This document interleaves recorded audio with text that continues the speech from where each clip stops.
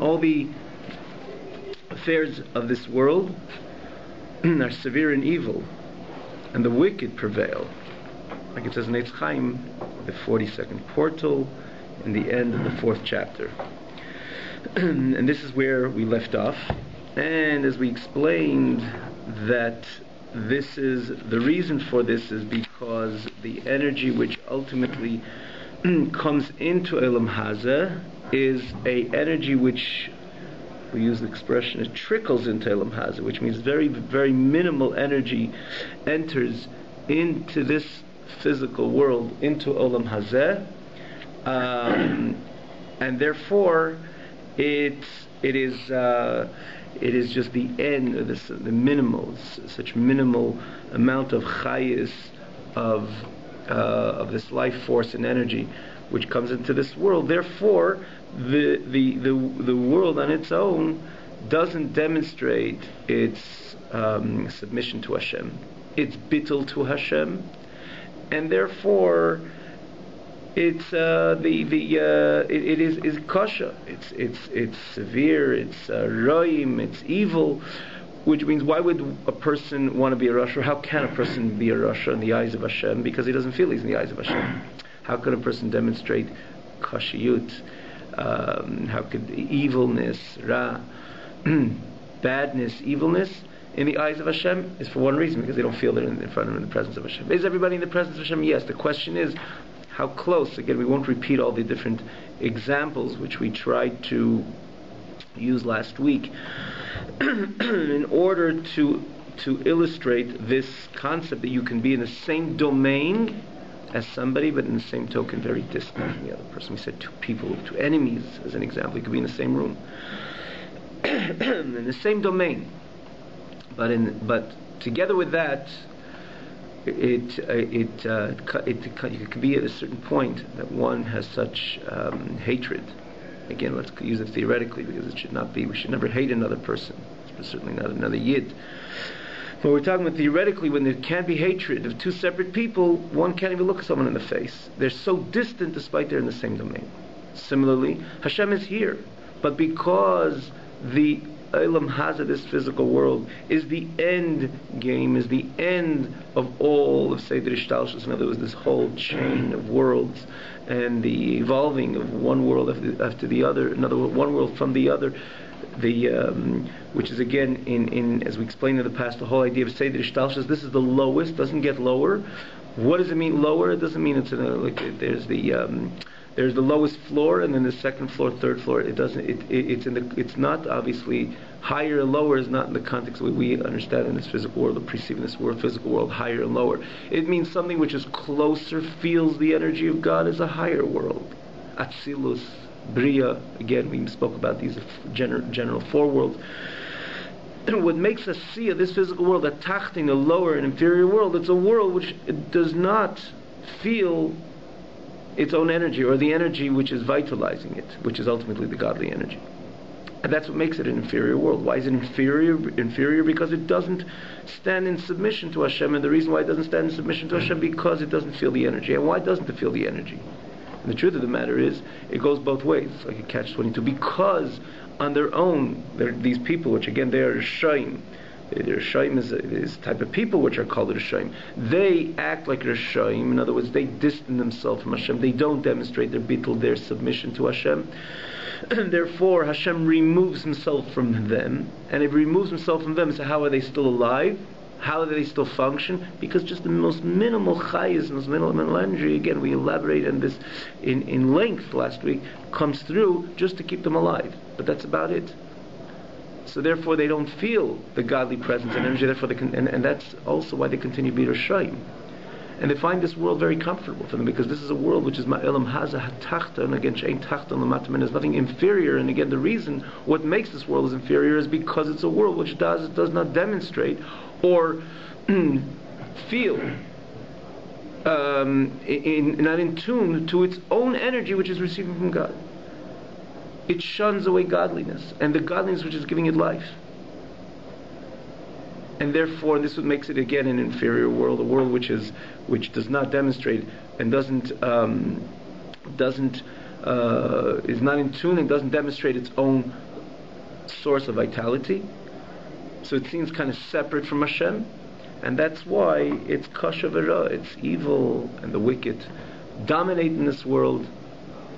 Even ultimately everybody's in the face of Hashem. But like we said, two people could be in the same room. There's no relationship between them, because there is no connection, and there's no affection, and there's nothing common. Hashem is godly, the Rasha is anything else but godly.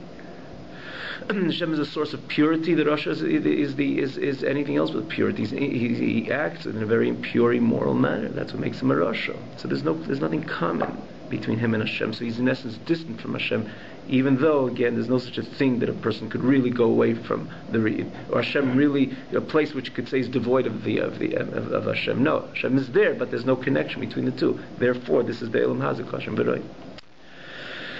This is basically where we left off in the last class. He says, Haklipa is nechlakas l'shtei madreg zulamatim. So when you're dealing with this physical world, when we're dealing now, we're skipping this this footnote. You could take the time and on your own and read it, because ultimately what Rebbe is saying is that ultimately Hashem is ultimately everywhere, even in this physical world as well. But again, he explains the phenomenon of tzimtzum. Again, you're more than welcome to read it on your own. We're going to continue right after this Haggah, this note.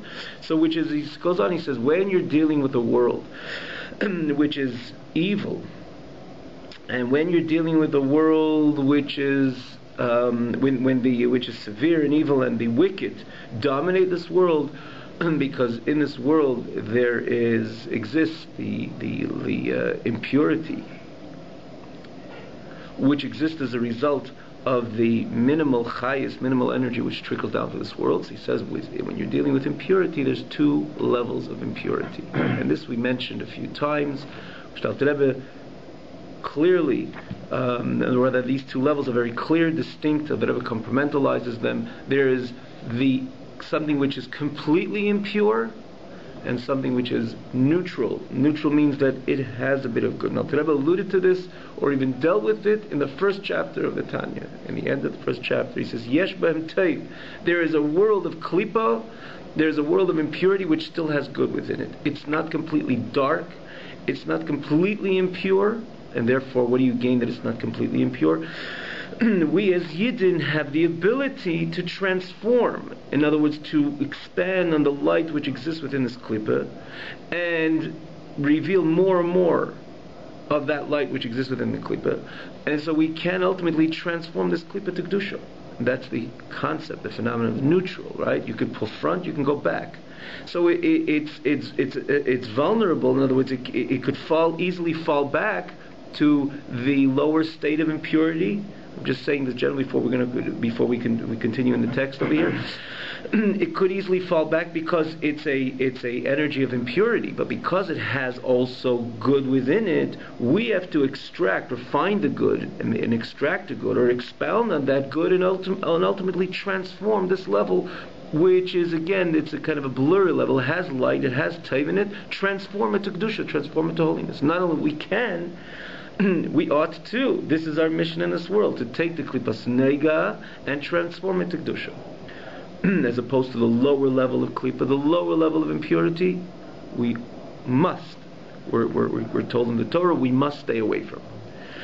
As an example, we gave this example a few times. Someone's going to say, I want to learn a Perek Tanya, I want to learn Mishnah, and I'm hungry, Mishnais, I want to learn Gemara, and I'm going to, where I have access, or the next door, they sell non-kosher food, non-kosher meat as an example, and I'm going to take that non-kosher meat, make a bracha, consume it, now I feel good, and then I'm going to sit and learn. So I'm apparently learning with the energy of that piece of meat. And in other words, I gained energy, and that gives me the ability, or at least I believe that's what gave me the ability, and on the surface it really did, to learn that piece of Gemara, to understand that piece of Gemara. If not, I would be hungry. It would be very difficult to learn. Comes Torah Semes, comes the Torah and says, that which you consumed is completely impure. There is no chance of that being elevated, because there's no light in it. Ein bahem tov klal, there's no good in it. So if it doesn't, it's no good in it, it's completely pure. The moment you consumed it, it brought you down. It shoved you down, if I can use that expression. It pulled you down. It drawed you down straight into the level which it's connected to. In other words, where is that meat getting its vitality from? Where is it getting its chayis, its energy from? It's not getting it from kedusha. It's not getting it from even that neutral klippa, like we gave an example. An apple is kosher, right? And so, we have to be careful, because you have to take meiser and truma. In other words, there's halachas of trumas, meisers, arla kilei keren, by fruits and vegetables, right? Between fruits and vegetables. But let's say an apple, you go to the store, buy an apple. There's nothing particularly holy about it, but it's not unholy. Where is that apple receiving the energy? It's receiving the energy from klippas nega, from this neutral klippa that I can take it and transform it, make a bracha and transform it, and bring it, elevate it to kedusha. As opposed to that non-kosher piece of meat. Why is it non-kosher? When Hashem says that animal is not kosher, He just didn't say ni mini mini mon, stop by that piece of meat. There's something intrinsic with that piece of meat which makes it non-kosher. Because Hashem says that piece of meat is receiving its energy only from the spirit of impurity, a level of impurity where it doesn't have any good. So therefore, the whole end, there's nothing within that meat that has any good. So if I eat it, it pulls me down to the level of it, of where it receives its own energy from, right? And then I try to learn something. So in essence, it's pulling my Torah down also. So there's no light, which was brought in to my neshama, to the world around me, to the environment around me. Quite on the contrary, because the energy of this learning comes from a place of shalosh klippas hatmeis, the lowest level of impurity. There's nothing good about it. It cannot be elevated. There's no taiv. There's no good. As opposed to, like we said, so the klippas nega, the Alter Rebbe is going to deal with in the beginning of chapter 7. Here, in the end of this chapter, the Alter Rebbe deals with the lower level of klippa, which is shalosh klippas hatmeis, which is called again shalosh klippas hatmeis, the 3 klippas, impure klippas. The Alter Rebbe writes v'rois legami, they're completely evil and they're completely no good. And we say just to know, yes. Klippa, what does it mean? Klippa literally means a shell. We spoke about this many times. Why is the tumma, why is the world of the state of impurity, the world of impurity, the energy of impurity compared to a shell? Is because the shell is really the no good part of any fruit, for example. Take an orange. What you're looking for the orange itself. The shell covers the orange, conceals the orange. So you take off the shell, you throw out the shell, and you eat the orange. That's the no good part. Similarly, tumma, the impurity, that's something which is no good, and many times it covers things which are good, which are good and pure and holy. That's why in Kabbalah, tumma, impurity is you use the word klippa. Klippa is, again, literally means a shell, but it's an expression for impurity.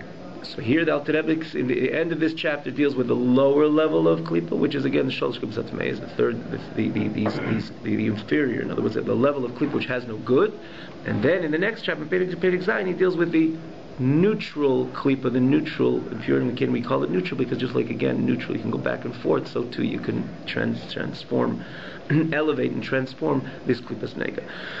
So we just want to, when we say it receives its energy, just like you have I'd like to use just a little mashal, and I think it's good to use. It's a simple mashal, a simple example, simple parable, or it's a simple idea, which could be understood, or which rather could explain this concept of something receiving energy from klippa. The lower level of klippa, something receiving an apple, receiving energy from the klippas nega, and let's say take a pair of tefillin or a good action, a mitzvah. The energy which is allowing the mitzvah to happen, or even that pair of tefillin which became a chefza shel mitzvah, becomes an object of mitzvah, draws its energy directly from kedusha, from holiness, not only from the middle part. So I think example. What example am I using? For example, you go into let's take any factory, but let's say a bottling factory, right? Take a Coca-Cola. It's an advertisement for Coca-Cola. They're on the Tanya share over here, but let's say take a Coca-Cola. So there's different belts where this bottle travels. We used to take us as children to these companies. You see how the bottle travels from one kind of little conveyor belt to another. Here the bottle has a kind of wrapper goes around it. It comes into another conveyor belt, the Coca-Cola goes into it, and then another conveyor belt, the tap goes onto it, and then there's a code that goes on.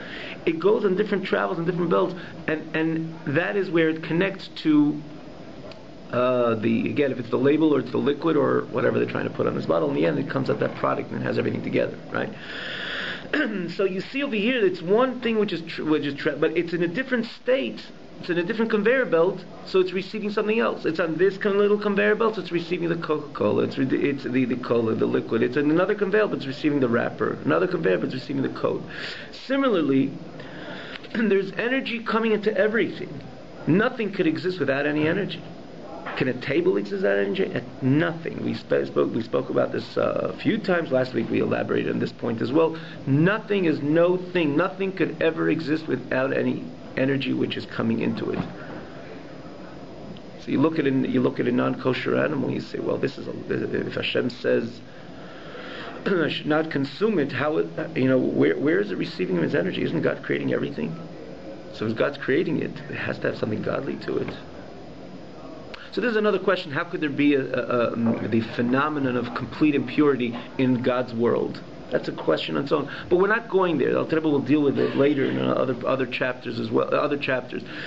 In this case, something which is devoid of godliness, or you take something. This is what Hashem says not to eat, not to consume, like a non-kosher animal. Where is it receiving its energy from? If it's receiving its energy from God, why can't I consume it?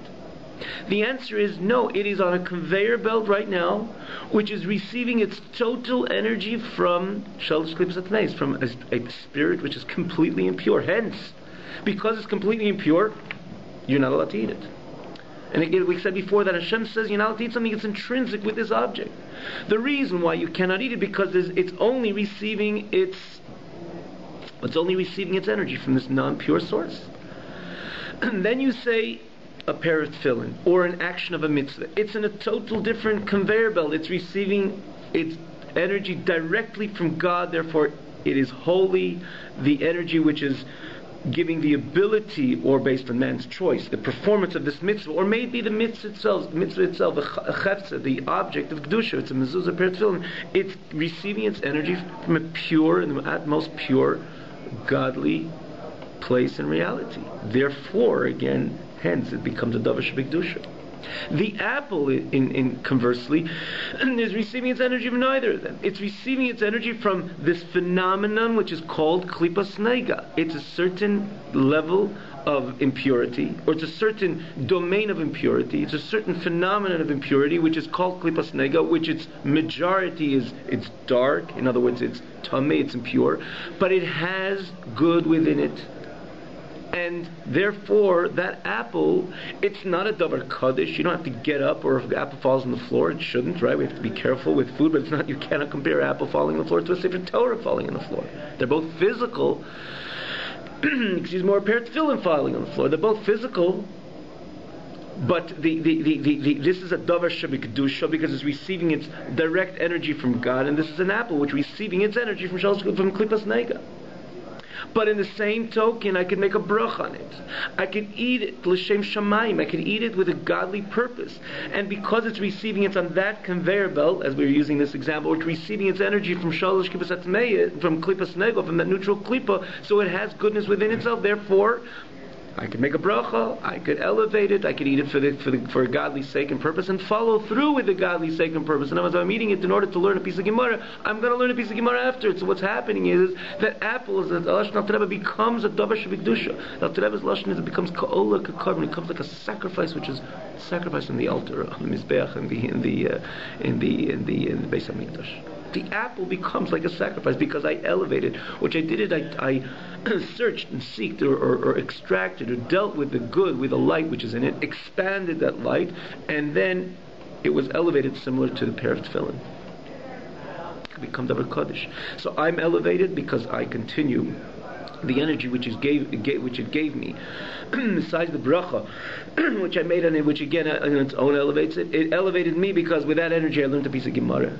So it's all Kaddish. It's kind of at that moment it removes from the neutral to the other. We're using this conveyor belt which is receiving purely from Kedusha. If I eat it without a brach, if I eat it without a godly purpose, if I not only eat it without a godly purpose, I follow through with this non-godly purpose. I was tired and I was not going to speak Lashon Hara that day. I was falling apart and someone says, come join us, gives me an apple. Even I make a bracha, but let's say worst case scenario, I don't make a bracha.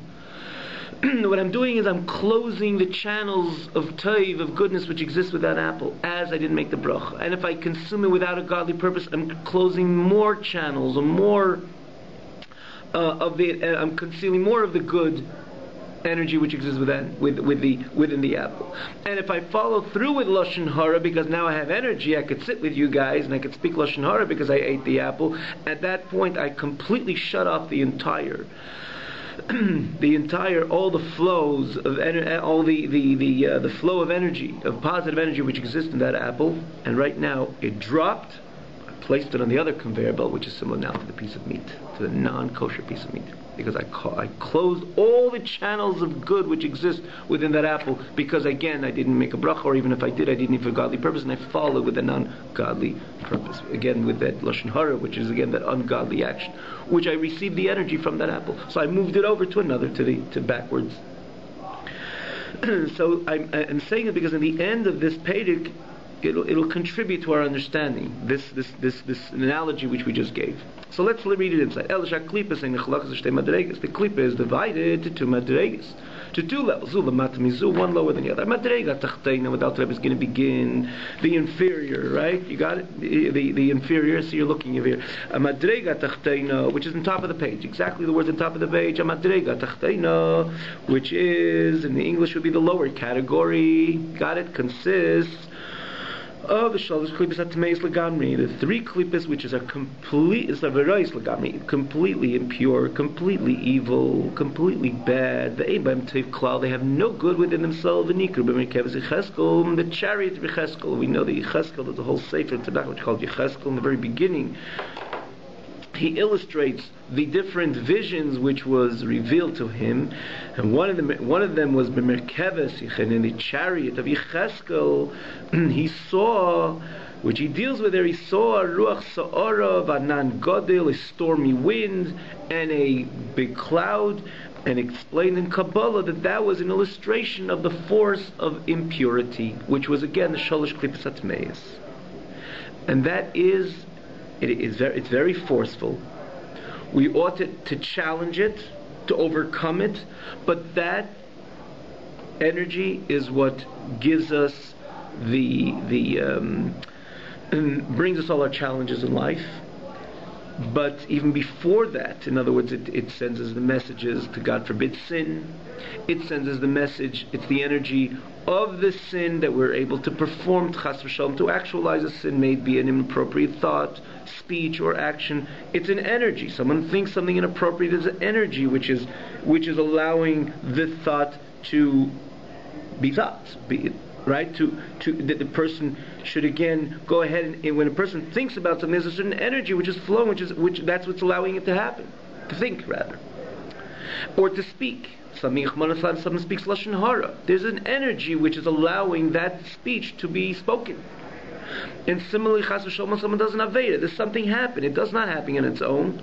When he eats something which is Torah says is prohibited to eat, or he does any aveda, he drives on Shabbos, or there's something there in that action. There is energy. Where's that energy coming from? The energy is coming from this ruach sa'ara non-gadol, which again in Kabbalah is called shalosh klipas atmeis. So the Rebbe, this again, he speaks about this in the end of this chapter, that this is the energy of the 365 mitzvahs leises, things which Hashem tells us not to do. But before that, he says, this is the very energy of things which are impure, non-kosher. What Torah says, do not consume, do not eat, stay away from. As we said before, it is essentially connected with that object which Hashem says stay away from. It's intrinsically connected with that object which Hashem says stay away from. So what do we see over here? That this vitalizes all this which Hashem says you're not allowed to engage with or consume. This is the Mehem, Nishpais, and Meshachas. The first of these starts with the Nefesh of the Goy, the soul of all nations which are idol worshippers. And again, we will not elaborate on this because the Rebbe spoke about it in the first chapter last week or the week before. Someone asked a question here: what happens to the nefesh of the goy? And we again revisited that whole area of the nefesh of the goy. There is a concept, the phenomenon of Chasidim Masaylam, Gentiles, which are again have their neshama comes from their nefesh is connected to klipas nega, not the full Shalosh Klipat Megas, but the Goy which the Gemara deals with, these nations which are idol worshippers, as Alter Rebbe alludes to them in the end of the first chapter, and Alter Rebbe says, Ein b'hem tev klal, they have no good within them. Even if you do find good, in other words, on the surface, and you do, we live in a world that we find many which extend goodness and kindness, but look a little deeper, you'll see there's an ulterior motive. When you say ulterior motive, which means they ultimately mean themselves, which is just the antithesis of the phenomenon of kindness. What does kind mean by definition? Kindness means that, again, just repeating this Gemara, which Alter Rebbe brought in the end of the first chapter, kindness means that I move away from myself, my comforts, my interests, and I focus on you, on another person. And in other words, the true expression of kindness, there is no ulterior motives. Kindness, by definition, means when I am kind to someone else, I put myself on the side, and I extend myself to someone else, objectively. The moment there's something subjective for me, I'm subjective and there's something in it for me, so what's the difference that it goes through the channel of me giving the other person, being kind to the other person? If ultimately there's an ulterior motive, or the motive is that I should gain, so in the end of if you look at the picture in a more complete manner, you see ultimately, who did I do kindness with? Myself. It's all about me. It's not about the other person. So even though it went through, it's like for example, somebody wants to gain something for himself. So he'll take the car, the train, or the bus in order to gain something for himself. So there was going on the bus is not something which he's ultimately, or on the surface, do you see that it's that he's doing that in order to gain in order to gain this for himself. In other words, in order for him to, or let's say they're honoring him in a certain place, so there's certain technical steps he has to take in order to receive that honor. So what's the difference if you take the bus or the car in order to come to the place where they're going to honor you, or if you're going to do a favor to another person, if ultimately the whole reason and motive which you have why you did the other person a favor is in order that you should receive the honor, it's all about you, or you should gain something because of this favor that you extended to someone else. So what's the difference if you took that step, which you don't see you're extending yourself to someone else as you're taking the bus or the car or the train? Ultimately, what is the ultimate purpose? Why did you take the bus? Because they're going to honor you in that place. Why did you extend yourself to the other person? Is because also you're going to gain. They're going to honor you, or you're going to have any other gain from it. So because the end game is the same, you're reaching the same place, which is yourself, your honor, right? Your self-aggrandizement. So what's the difference if it's taking a bus or helping someone else? Because it's ultimately about you. So the Gemara says if you find the Gentile extending himself to another person, you should know like a Mayoab, and he's doing it ultimately for himself. So it's all about himself. So it's not true kindness. Again, kindness by definition means I'm leaving myself. And I'm removing myself on the side completely. And I'm objectively doing another person a favor. So again, this is the Gemara which Alter Rebbe elaborates in the end of the first chapter. We do say there are exclusion among Gentiles, and again, we know that in our history in the past, we spoke about the last century, certain examples which definitely defy this whole explanation. In other words, it's not aligned with this explanation, which means with the way the Gemara explains about the God, because there was non-Jews which demonstrate enormous amount of kindness objectively just for the sake of helping other people and helping Jews. So again, this is in brief, if you could say, call it in brief at this time, to say the difference between this guy, this Gentile, and the other. But you say the classic Oiv de Gelulim, the nations which commit idolatry, they are worship idolers. They worship idols.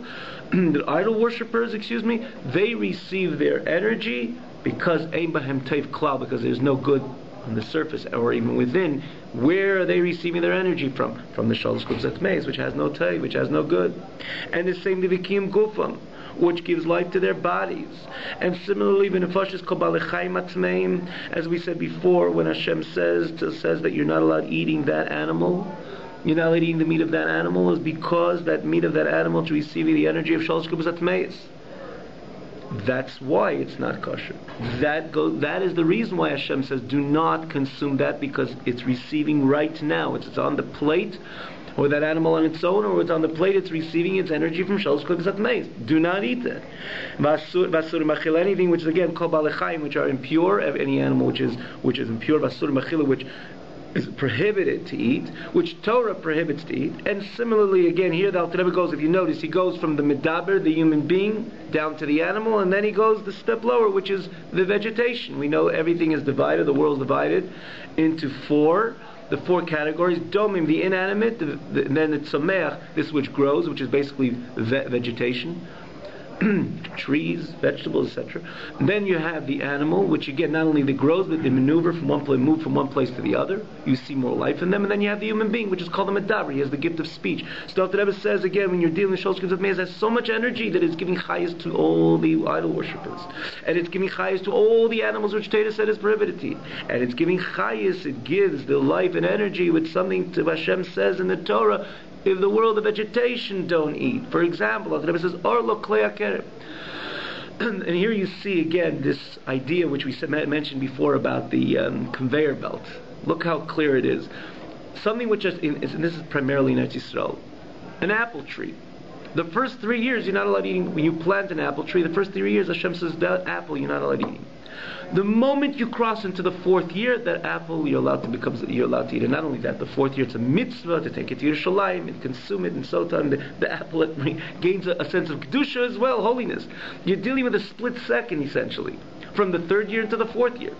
What happened was the first 3 years it was on this conveyor belt, which is receiving its energy only from Shalosh Klubzat Meis, and therefore we ought to stay away from it because it's intrinsically no good.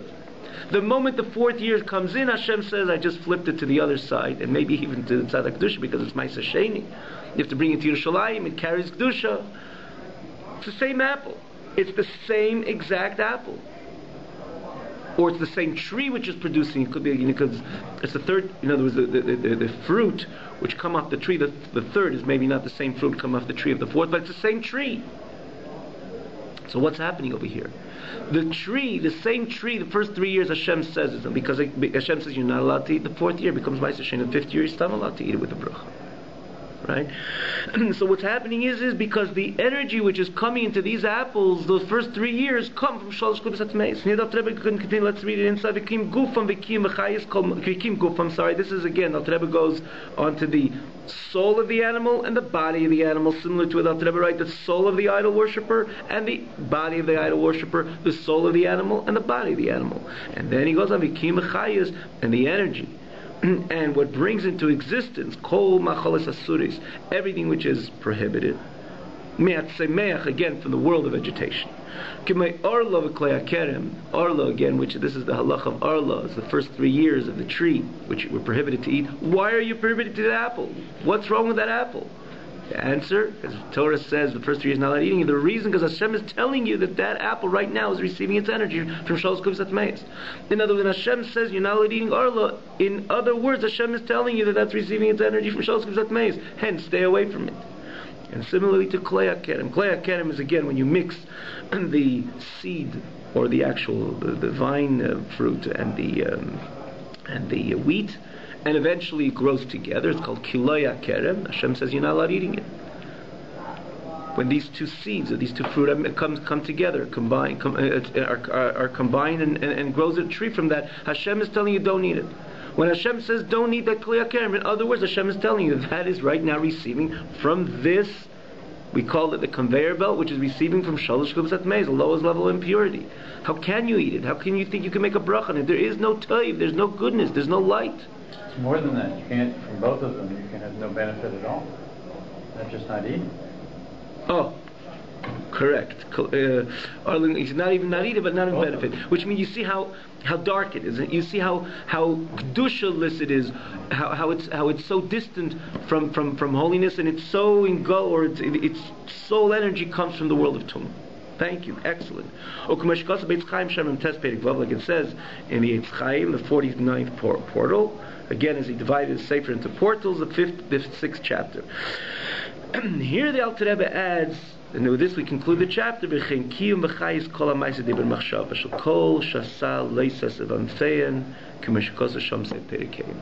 This as well is brings into existence and the life energy of all the action, speech, and thought of the 365 leisesa and its branches, like it says in the end of the end of the Perikei, the end of the 5th chapter there in Eitz Chaim. And what Alter Rebbe is saying so clearly, a person walks in the street, he thinks his mind is thinking words of Torah, or he's strategizing how to do someone a favor. There is energy in that thought.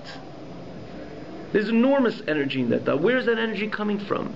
It's coming from the world of Kedusha, the world of purity. It's coming from God.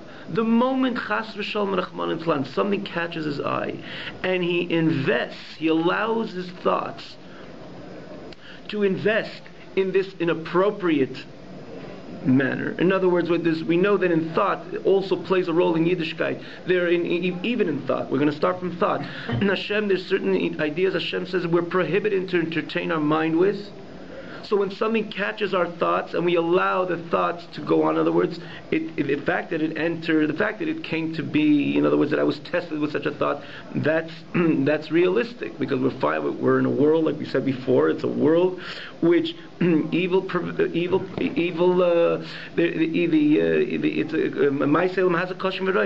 reality and the ongoings of this world is evil and bad, because again it's also Shalosh, and therefore something within this world can test you and can catch your eye and your thought and test you again, because Hashem is ultimately testing us, but we are supposed to deviate our minds and thoughts from this which Hashem says it's prohibited to entertain our mind with.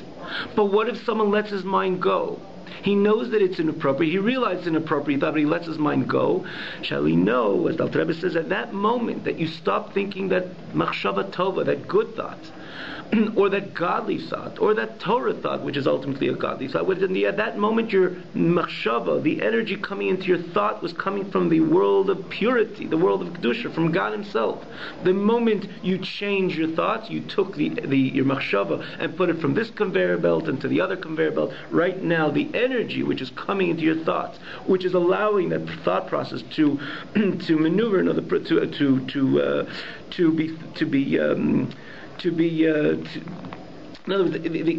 the energy which exists in that thought process is right now coming from Shalosh Klipsat Meiz.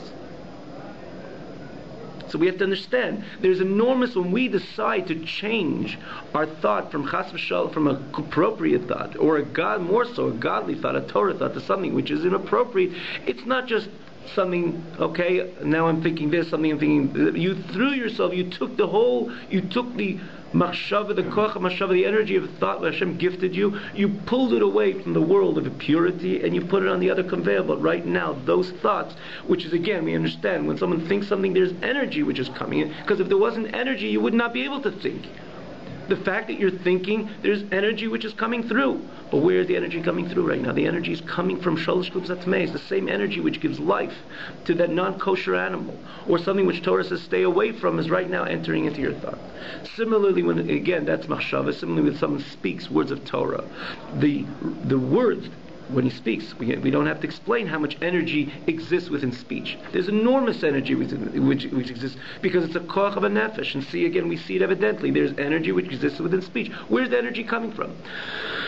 So as long as I speak words of Torah, or things speak a word of kindness to another person, anything which is associated with Torah and mitzvahs, that energy is right now the speech, the koach of speech of my speaking is on the conveyor belt, which is receiving energy from kedusha, from holiness, from godliness. The moment I change my speech and I start speaking lashon hara, again, there's energy in that lashon hara. If there wasn't energy, I wouldn't be able to speak. There's energy in that lashon hara. Where's the energy coming from? It's coming from the shalosh chibsat meis, because it's something which Hashem says, do not speak. And I go ahead and speak that lashon hara, maybe lashon hara, rechilus, anything which Hashem says no, which is again becomes Hashem says no on something. It's intrinsically impure. It's not just Hashem stopped by a certain action. When Hashem says no, Hashem is telling you, in other words, that this energy, engaging in this, you connect yourself to Shalosh Kibsat Meis, or more so, the Aveda itself is Shalosh Kibsat Meis, the energy of the Aveda is Shalosh Kibsat Meis. So when I start speaking Lashon Hara, the energy, which of my speech, again, it's evident there's energy, there's a ball of energy, every word a person says, right now it's coming from Shalosh Kibsat Meis. And similarly, when you're dealing with action, it's the same thing. As long as I'm putting on tefillin as an example, that action, there's so much energy in that action that's coming from Kedusha, from the world of Kedusha. World of Torah, world of Elokus, of godliness. The moment I do something with my hands, something that Hashem says not to do, I shifted my hands from that area of Kedusha to an area of Shalosh Kibsat Meis. So my action, the again, action for sure carries energy. It was more evident. Everything carries energy. Thoughts carry energy. Speech carry energy. But what is more evident, that action carry energy is even more evident. There's something happening. Right now, the energy which is flowing into my hands, which is doing something wrong, that energy is coming to Shalosh Kibsat Meis. And here the Alter Rebbe just adds one word, not only the leises of the 365 leises, but even van fein, their branches. You open up a Shulchan Aruch, makes one mitzvah, or one Aveda, one leises, which Torah deals with it and expands on it, and expounds on and he says, and there's so many details in halacha which evolve from this one mitzvah leises. So every detail, if I engage with that detail, what may be machshava, dibur ma'asav, by the thought, speech, and action, at that moment I shifted again the thought, speech, and action with something which is or neutral, which is klipas nega, which again Alter Rebbe will deal with in the beginning of the chapter 7, or even from kedusha. If I was involved prior, in the second before, in a godly thought and godly speech and godly action, and then I shifted with my own freedom of choice into something which is ungodly, it's not just something that's just randomly happening.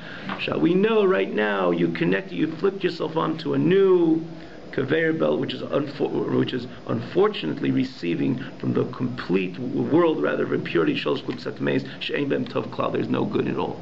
And therefore, this gives again another extra incentive in koach, which we have to understand the responsibility we have. When Hashem says leisus, He gives us a leisus and tells us stay away from this, that, and the other. It's not just we're transgressing, we're rebelling against Hashem, which is also true, and we have to be careful because we're dealing with Melech Malchem Lach HaKadosh Baruch Hu, the King of all kings. We're dealing with Hashem, God Himself, which gave us a Torah, and we have to obey Hashem. But what Alter Rebbe is conveying to us in the end of this chapter, that we could see what is happening beneath the surface. Not only am I rebelling in Hashem, I completely shifted myself. I'm on a conveyor belt, Rachmana litzlan, the energy of my thoughts, my speech and action is receiving from the world of impurity. And what level of world impurity? Not the neutral level, the Shalosh Kibsat, the Klipas Noga, but the Shalosh Kibsat Meis. Who wants to receive? Who wants to be on that conveyor belt? Practically nobody. In our conscious mind, that was something which we would never want to be on and receive our chayas from there. Who with the normal mind will want? Nobody. So therefore, again, it gives us the extra incentive over here, the koach, to understand what happens when a person engages with maybe thought, speech, and action, to make sure always be on the side of Kedusha. And we talk about 3 elements of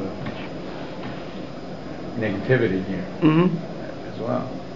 But he also gives 3 examples, right? Examples from the Medaber, from the nations. And then he gives from the animals. Right. And then he gives from plant life. Right.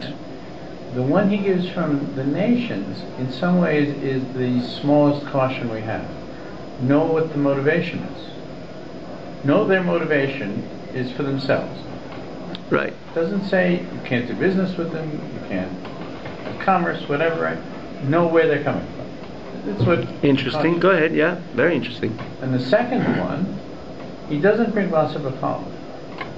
He brings things that you shouldn't eat, but you can sell. You can profit from. The things you can profit from, they're forbidden to eat. Right?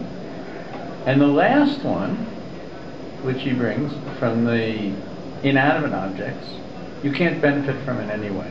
Or the plant life objects. Yeah. Yeah. Plant. Right. Plant. Right. Plant life is still animate. Yeah. He said in this, right, you can't eat. You can't really shouldn't associate with, and you can't even have a note from. It's very interesting. You're saying. I would just want to say one correction. The not balchaim and atmei masurim b'chila. If I recall right, that there's something that you can sell chazer. You're not allowed. You're not allowed making a business out of it. In other words, it's still correct what you're saying. If that. But if he was bringing it here, he would bring Basar B'Challah. Basar B'Challah and Orla are in the same place. Zasar B'No also. Right? Right. Interesting. Interesting that you're saying that. It's interesting because, but I'll just say the halacha of balachai matmeim, the certain balachai matmeim, that let's say you have a lot of it, for example, and you go over to one guy and you say, I don't have nothing to do with it. I would like to sell it to you. I mean that's permitted, and I got to check it up in the halacha. But to establish a business. You can't, but you get benefit from it. It's very interesting you're saying you can't benefit from it. The last one, very interesting in pointing this out. Examples given here, right? Because you could have brought other examples of forbidden things. Right. Two examples of the which is Asr Bahano, which is no hano. Very well said. Very well said. Very well said. You brought the relationship between the other three. Yeah. You brought an interesting. Even there's nothing. I mean, the three levels and categories is very. You brought a very interesting point to light. And you see that precision over here in bringing dafka this. Interesting. Yeah. Very interesting. One thing I would like to just point out also when it comes to. This is something technical because he said when it comes to the Gentile, or he speaks about the animals which are prohibited to eat. He divides. He said their soul and their body. When it comes to the plant, the world of plants, he doesn't say about soul and body. He just says kol machalas asuris. You see, when it comes to the gilulim, he says nefashis sev the kolum sev the gilulim v'kim gufam. Nefashis kol balachai matmeim basurim b'chila v'kim gufam. And then he goes v'kim chayis kol machalas asuris. The simple answer to this is because where do you see the nefesh, the soul of something? Everything has to some degree a soul, but you start seeing it more in the animal, especially in the human being. We say it's in the blood. What? We hold it. Right, nefesh b'damhi. The plant world doesn't have blood. Right, the plant world doesn't have blood. That's also very, very. You're great. You belong here, all from beginning, not in the middle. The plants don't have it. Right, plants don't have it. I'd say also on the surface. Where do you see something which you could say distinctively, this is the body of it, this is the soul of it? It really begins in the world of animal. As opposed to the world of the plants, you don't see so much, you can't really distinguish and say this is the soul and this is the body. It's something which grows and has energy and it is, you could define it, but the not so much not with so much with the definition or the distinction with body and soul. I think that's a simple answer, but it's interesting you're saying the nefesh habasa b'damhi, the pasuk says that the soul is in the blood and doesn't have blood. Very well, very good, very well said. Yeshikach. Okay, good evening.